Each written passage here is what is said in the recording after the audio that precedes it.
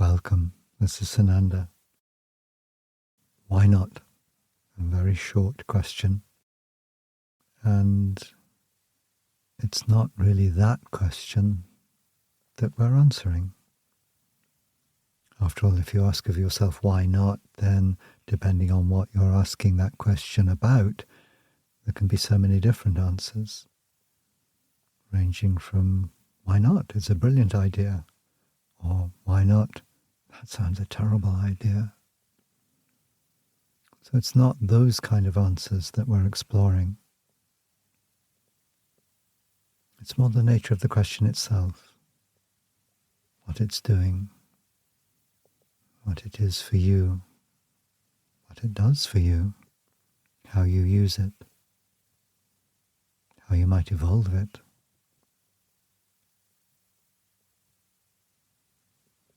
Broadly then, when you ask why not, you're looking at boundaries, your boundaries. You're testing those boundaries. You're asking yourself whether it's sensible to stay within the boundaries that you have an awareness of, or whether this is an occasion to, in some way or other, move through those boundaries to something beyond.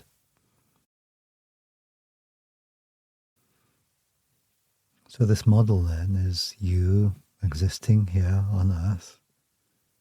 One kind of boundary obviously is your physical body. You experience that as, to a very considerable degree, distinct from the world around you. There can be a kind of continuous or continual overlap. You absorb air and food and liquid from the world around you, and it moves from being other than you to becoming part of you. But nevertheless, that physical boundary, the surface of your physical body, gives you very clearly from a very early age a sense of you having a distinct boundary in the world. But then if we look at you through different eyes or from different levels, if you look at yourself in different ways, you can find that boundary is not quite so simply defined, and even that definition I've given already is blurred by the relationship you have with the world around you.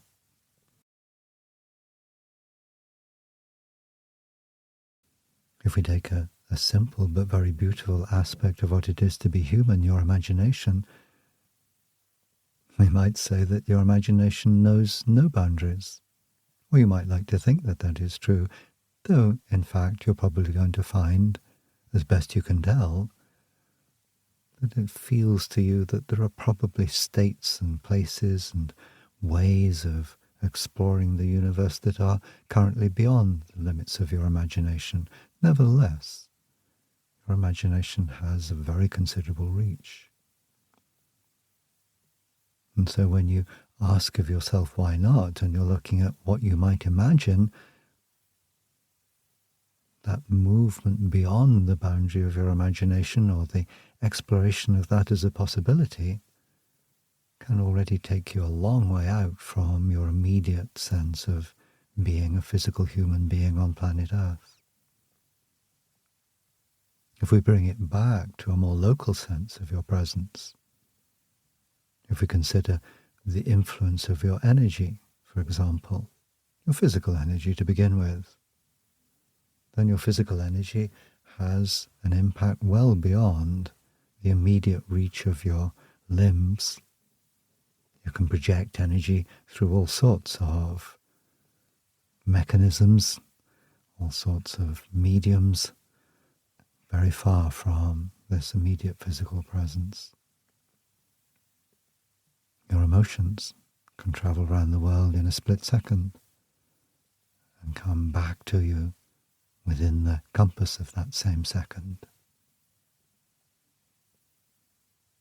So what I'm encouraging here is an appreciation that you as a being experiencing some kind of limitation or boundary can benefit from recognizing that that boundary is by no means something like a simple bubble with a solid spherical surface,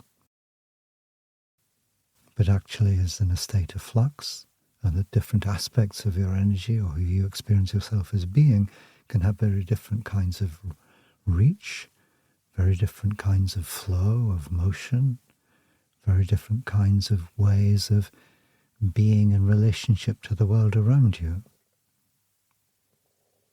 And all of this adds up to the overall experience of being you now, and asking, as you look at some particular issue that comes up, why not?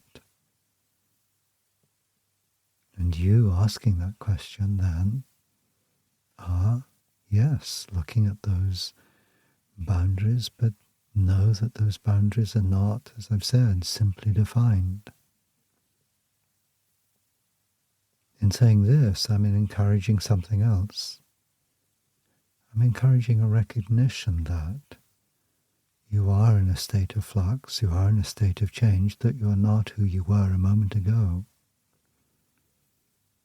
And the why not you asked yesterday and decided, well, actually, it's because it's beyond my capabilities, might have a different answer today.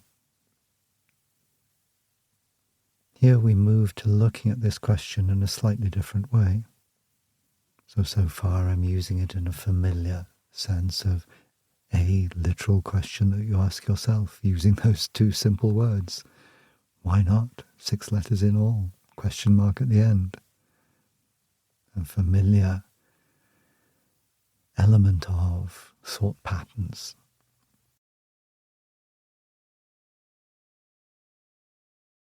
I've suggested ways in which that question takes you to the multiple surfaces of your boundaries. But now let's look at the energy of the question itself. It can be seen certainly as a movement outwards from some core presence. In some way or other, you're sending that question or the energy of that question out into your world. And it's having to move through the medium of your presence, all of these different kinds of energy that make up your presence. Your physical body, your physical energy, your mental body, that reach, which is again very considerable, the flow of your emotions, the leap of your imagination, the soaring of your spirit. You're a large being. And yet there can be, you can find this question arising within you. So leaving the words behind now, just imagine yourself able to feel as those words form themselves, to feel beyond or beneath or within or above that brief arrangement of letters, those 2 words. What is your energy doing?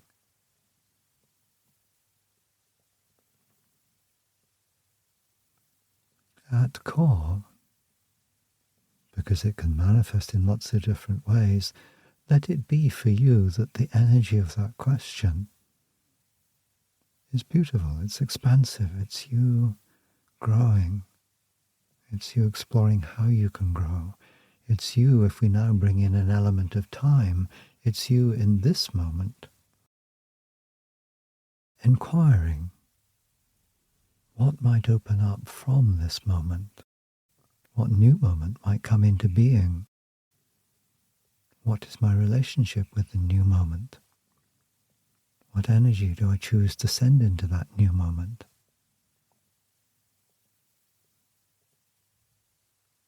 Now, there's another area to all of this subject that I've not yet paid attention.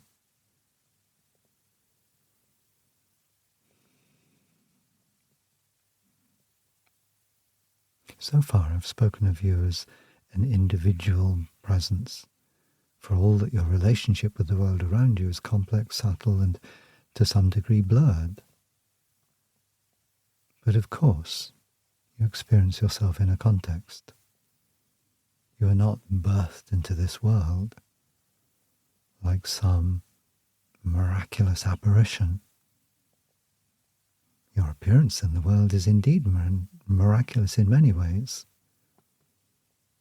But you came into this world thanks to the presence of two parents before you, and their parents before them, and so on.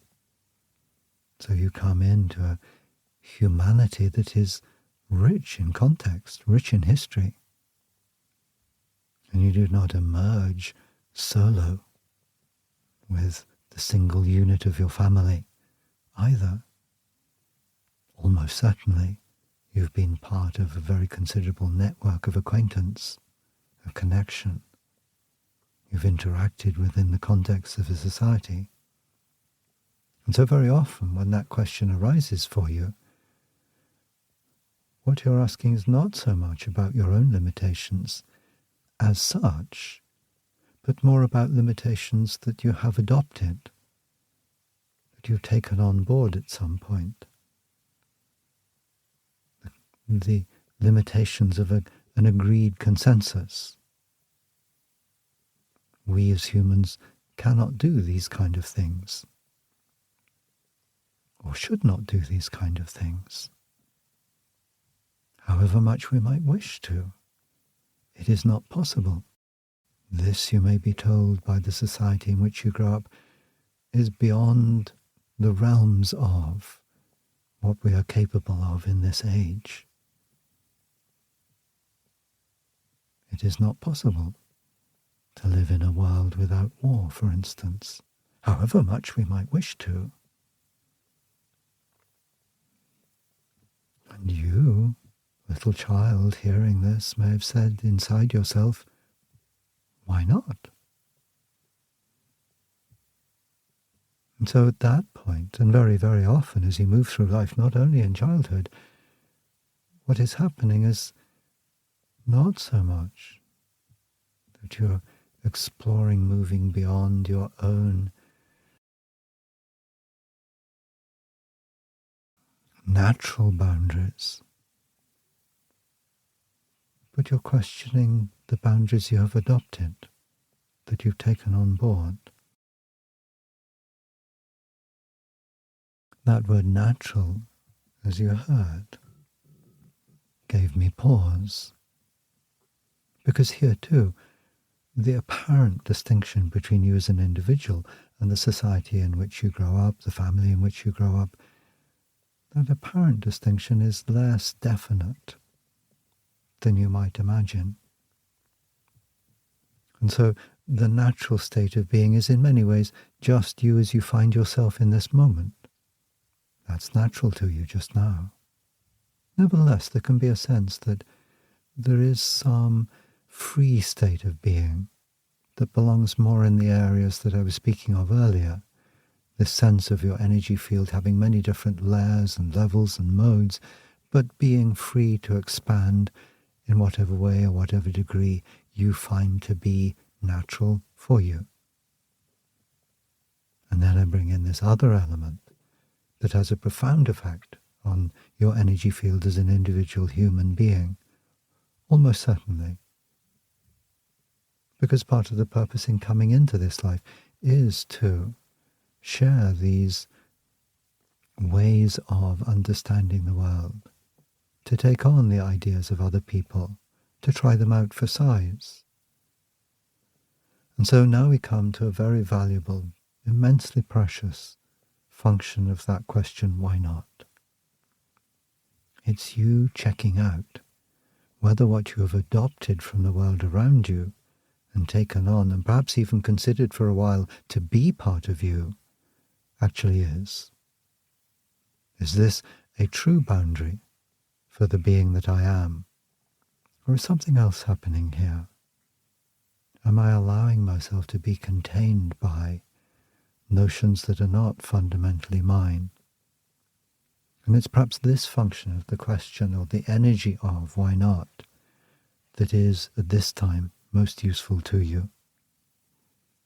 So let's come back to the energy of the question, the energy on which the words float, or from which they are derived, or words that approximate to an energy. Because how you set this question up, how it relates to the energy behind the question, the nature of that energy is important. You can find yourself, perhaps you still find yourself, and maybe you did in childhood, sometimes find yourself asking, why not?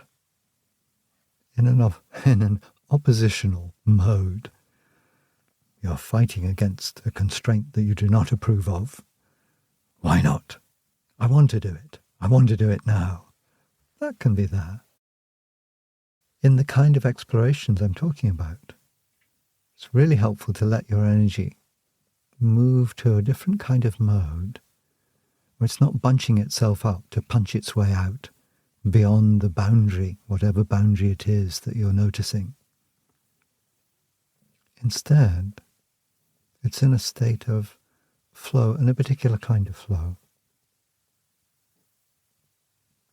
We come back to the notion of you as a natural being. So consider this flow of the inquiry as being the flow of your own natural being, literally uninhibited, not knowing social constraints or moral constraints, not because you are antisocial or immoral or amoral, but simply because that is not the business of your inquiry. That comes way down the line, if it comes in at all. But that initial inquiry, why not, is you letting your presence be known to you. Because if we come to presence now, those other aspects of your human presence, mind, emotions, physical body, and so on, those, though they may be very expansive, might be said ultimately to have some kind of limitation or boundary. Your presence, no. Your presence is unlimited. You're choosing to focus your presence in this physical world, living this human life. But your presence as such is ubiquitous and timeless. It is an eternal presence. It is the endless now. And it is not confined by space or time. Therefore, while you're able to, as you find yourself inquiring, for whatever reason, why not?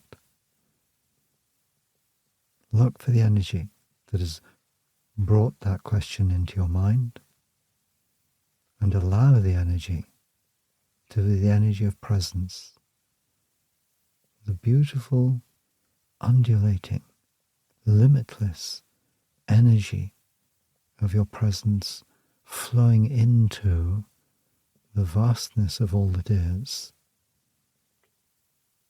and inquiring. In this moment, what is true for me? What is real for me? Really even beyond what can be put into those words. It's you touching the universe with your presence, finding an interface that is not bounded, because your presence is everywhere. There is no boundary for your presence.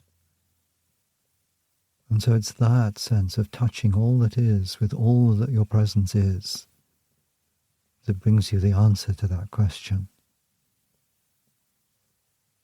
And that answer then is, we might say, more than, is this a good thing, is this a bad thing? Those sorts of response. It's simply, is this for me now?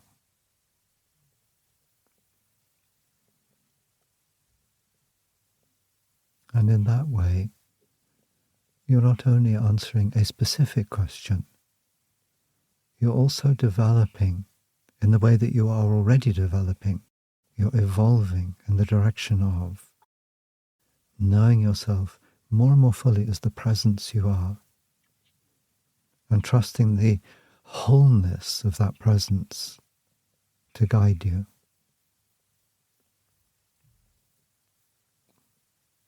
So that as you look at those constrained notions of who and what you are,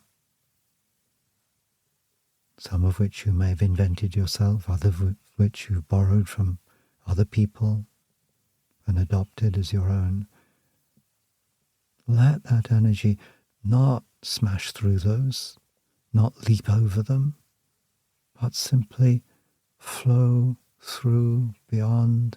They are just a momentary shape of the all that is in a particular locality for a particular time span that is part of your experience, and your energy is not in the slightest bit required or needed to be interrupted in its flow by those brief, momentary accumulations, aggregations of energy in particular forms for brief spells of time.